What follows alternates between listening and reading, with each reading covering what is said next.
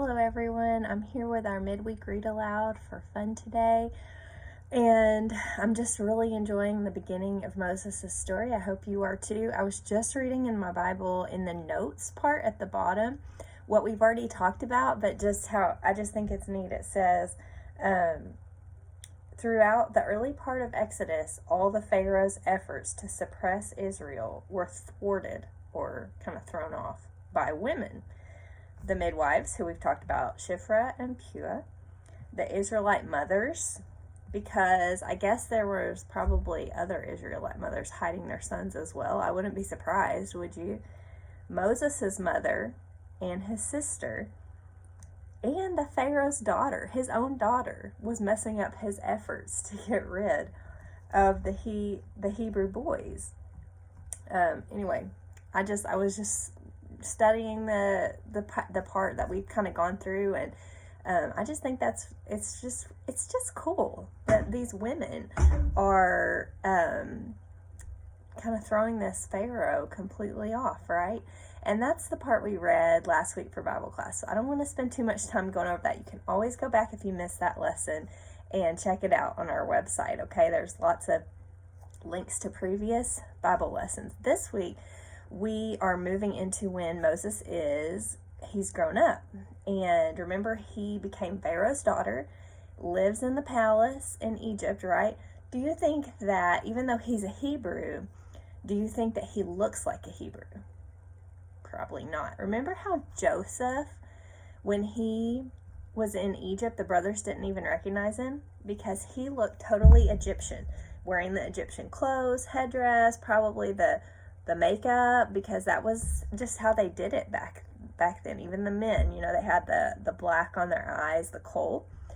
So Moses is a Hebrew, but he lives like an Egyptian, right? And like a powerful Egyptian, in the palace, right? So we're going to move into the part where in chapter 2, Moses has grown up and he sees the Hebrews, his people. He sees them being mistreated by the Egyptian slave rulers, the ones that are driving the Hebrew slaves. And then, I don't know if you remember what he does, but it's kind of a bad thing that Moses does, because he's angry about how the Hebrews are being treated, knowing, I guess, that he's one of them. So he's kind of in this weird position where he's not really an Egyptian, but he's always lived like one. And he's actually a Hebrew, but he's never lived like a Hebrew. So he's kind of in this weird place of kind of where do I fit? Where do I belong? And some of us can relate to that feeling. So today we're going to read for fun Chrysanthemum by Kevin Hinkes. He's one of my favorite picture book authors. And I'll say it again, these books are for everyone. Older kids can enjoy these and learn from these, and younger kids will enjoy listening to these, okay? So even if you're older, if you feel like this is a little kid book, hang with us and just try to, embrace your inner young child and enjoy with us, okay? There's always a good message to be learned from these books. This is Chrysanthemum. The day she was born was the happiest day in her parents' life. "She's perfect," said her mother. "Absolutely," said her father, and she was. She was absolutely perfect. "Her name must be everything she is," said her mother. "Her name must be absolutely perfect," said her father, and it was. Chrysanthemum. Her parents named her Chrysanthemum. Chrysanthemum grew and grew and grew. And when she was old enough to appreciate it, Chrysanthemum loved her name. Oh, she's getting bigger, playing, bathing, reading, seeing how tall she is. She says, "I love my name." She loved the way it sounded when her mother woke her up. She loved the way it sounded when her father called her for dinner. And she loved the way it sounded when she whispered it to herself in the bathroom mirror. Chrysanthemum, chrysanthemum, chrysanthemum. Chrysanthemum loved the way her name looked when it was written with ink on an envelope. She loved the way it looked when it was written with icing on her birthday cake. And she loved the way it looked when she wrote it herself with her fat orange crayon. Chrysanthemum, chrysanthemum, chrysanthemum. Chrysanthemum thought her name was absolutely perfect. And then she started school. On the first day, Chrysanthemum wore her sunniest dress and her brightest smile. She ran all the way. Hooray, said Chrysanthemum. School. But when Mrs. Chud took roll call, everyone giggled upon hearing Chrysanthemum's name. Mrs. Chud, Dawn, Eve, Lois, Al, Les, Kay, Max, Sue, Bill, Pat, Tom, Sam, Ken, Joe, Rita, Victoria, Chrysanthemum. What do you notice about all the other kids' names? Most of them are short, aren't they? And even the ones that are longer, you've heard of before. But have you ever known someone named Chrysanthemum? How does she look like she feels? Maybe embarrassed. It's so long, said Joe. It scarcely fits on your name tag, said Rita, pointing. I'm named after my grandmother, said Victoria. You're named after a flower. Chrysanthemum wilted. She did not think her name was absolutely perfect. She thought it was absolutely dreadful. The rest of the day was not much better. During nap time, Victoria raised her hand and informed Mrs. Chud that Chrysanthemum's name was spelled with 13 letters. That's exactly half as many letters as there are in the entire alphabet, Victoria explained. Thank you for sharing that with us, Victoria, said Mrs. Chud. Now put your head down. She's kind of a bossy know-it-all, isn't she? If I had a name like yours, I'd change it, said Victoria as the students lined up to go home. I wish I could, thought Chrysanthemum miserably. You can tell she's being mean by her face, can't you? Welcome home, said her mother. Welcome home, said her father.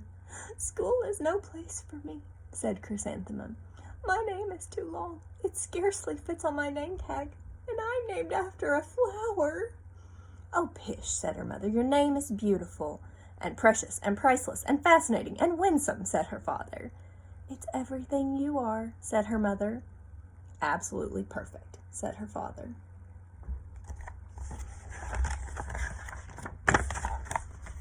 Chrysanthemum felt much better after her favorite dinner, macaroni and cheese with ketchup, and an evening filled with hugs and kisses and parcheesi. If there's any parents watching, we have a little humor for parents over here. Dad is reading a book, The Inner Mouse, Volume 1, Childhood Anxiety. That night, Chrysanthemum dreamed that her name was Jane. It was an extremely pleasant dream. So she's wishing that her name was more like the others, right? Kind of basic and simple. Even though she used to love her name, right? The next morning, Chrysanthemum wore her most comfortable jumper. She walked to school as slowly as she could. She dragged her feet in the dirt. Chrysanthemum, chrysanthemum, chrysanthemum, she wrote. She even looks like a flower, said Victoria as Chrysanthemum entered the playground. Let's pick her, said Rita, pointing. Let's smell her, said Joe. Chrysanthemum wilted. She did not think her name was absolutely perfect. She thought it was absolutely dreadful. Wonder why they're picking on her like that. Have you ever been picked on in that way? I felt like you didn't belong because you were different somehow. The rest of the day was not much better. During nap time, Victoria raised her hand and said, A chrysanthemum is a flower. It lives in a garden with worms and other dirty things. Thank you for sharing that with us, Victoria, said Mrs. Chud. Now put your head down. Again, being mean, hurting Chrysanthemum's feelings. I just cannot believe your name, Victoria said as the students lined up to go home. Neither can I, thought Chrysanthemum miserably. "Welcome home," said her mother. "Welcome home," said her father. "School is no place for me," said Chrysanthemum. "They said I even look like a flower. They pretended to pick me and smell me." "Oh, pish," said her mother. "They're just jealous." "And envious and begrudging and discontented and jaundiced," said her father. "Who wouldn't be jealous of a name like yours?" said her mother. "After all, it's absolutely perfect," said her father. Chrysanthemum felt a trifle better after her favorite dessert, chocolate cake with buttercream icing, and another evening filled with hugs and kisses and parcheesi. And again, the father is reading "A Rose by Any Other Name, Understanding Identity." That night, Chrysanthemum dreamed that she really was a chrysanthemum. She sprouted leaves and petals, and Victoria picked her and plucked the leaves and petals one by one until there was nothing left but a scrawny stem. It was the worst nightmare of Chrysanthemum's life. Chrysanthemum wore her outfit with 7 pockets the next morning. She loaded the pockets with her most prized possessions and her good luck charms. Chrysanthemum took the longest route possible to school. She stopped and stared at each and every flower. "Chrysanthemum, chrysanthemum, chrysanthemum," the flowers seemed to say. I like her outfit. I want an outfit with 7 pockets. That morning, the students were introduced to Mrs. Twinkle, the music teacher. Her voice was like something out of a dream, as was everything else about her. The students were speechless. They thought Mrs. Twinkle was an indescribable wonder. They went out of their way to make a nice impression. She looks pretty fun, doesn't she? Mrs. Twinkle led the students in scales. Then she assigned rows for the class musicale. Victoria was chosen as the dainty fairy queen. Rita was chosen as the spiffy butterfly princess. Jo was chosen as the all-important pixie messenger. And Chrysanthemum was chosen as a daisy. "Chrysanthemum's a daisy, chrysanthemum's a daisy," Jo, Rita, and Victoria chanted, thinking it was wildly funny. Chrysanthemum wilted. She did not think her name was absolutely perfect. She thought it was absolutely dreadful. "What's so humorous?" asked Mrs. Twinkle. "Chrysanthemum," was the answer. "Her name is so long," said Jo.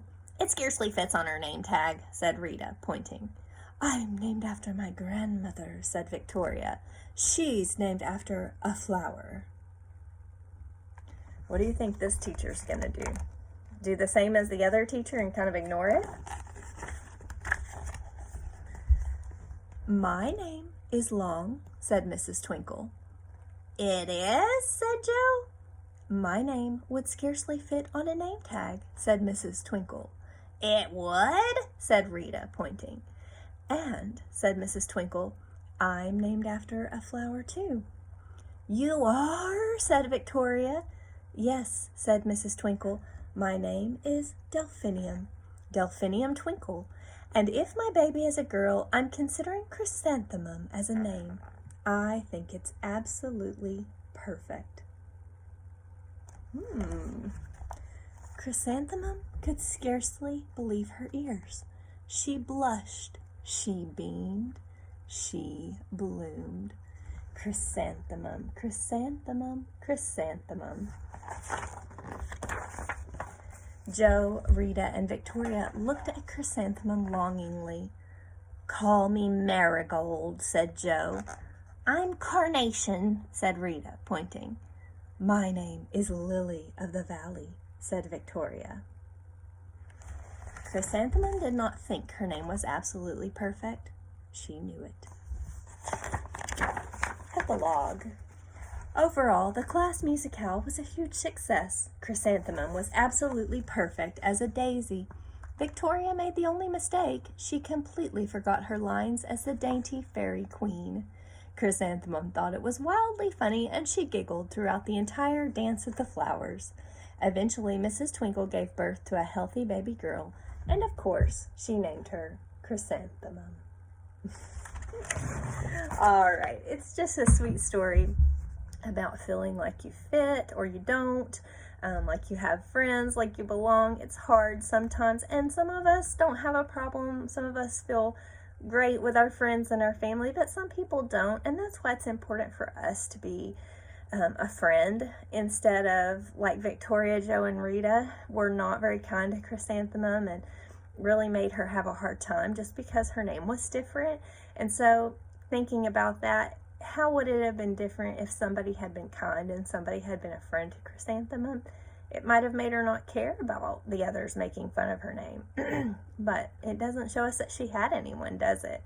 So this week, that's just going to kind of prepare us for our story, because Moses is in a place where he feels confused about where does he belong? Where does he fit? He feels pretty strange because here he is, a Hebrew man living as basically an Egyptian, and that causes him some problems. So if you're interested to see what's going to happen before we get there on Sunday, start in Exodus chapter 2 in verse 11 and read through the end of the chapter. Okay, that's what we're going to be studying. Sorry this one was a little bit longer, but I hope you enjoyed Chrysanthemum. Have a great week.